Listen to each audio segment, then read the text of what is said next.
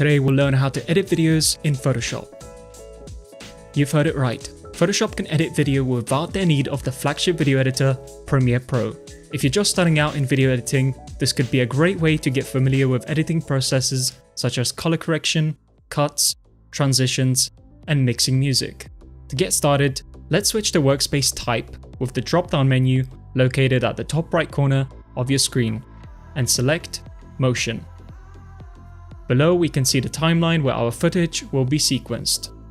Select Create Video Timeline and a new layer will be created.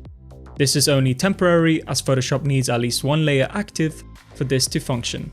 To add your footage, you can select the plus icon and find all your clips in this window.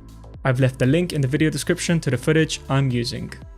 What will happen when you import more than one video is that the video clips will be placed on one video strip as a video group.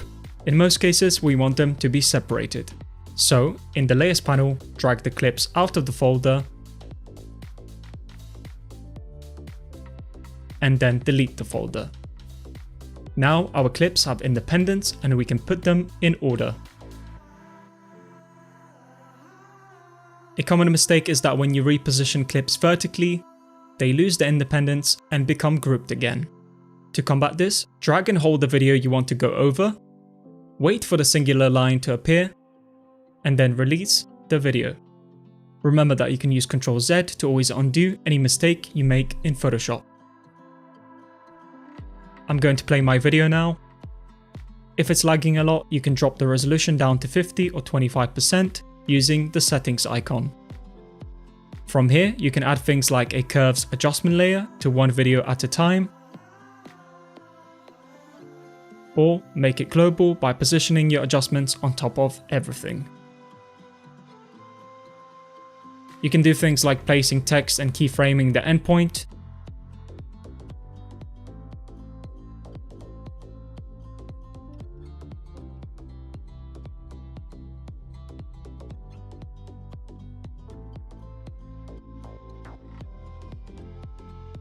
dragging your text layer away from the composition, and then adding the start point. So when you play it back, the text animates on the screen. You can paint things out, although these actions are limited to one frame at a time. So consider this like a stop motion workspace where every frame represents 30 images, all frames that you have to manually adjust. And after some time, this is what I created.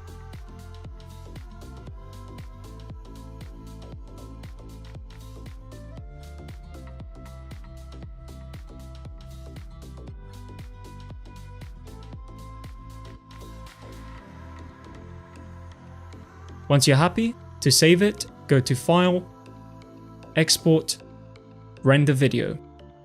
Don't worry about anything other than the name and location, as the H.264 settings are universally accepted everywhere.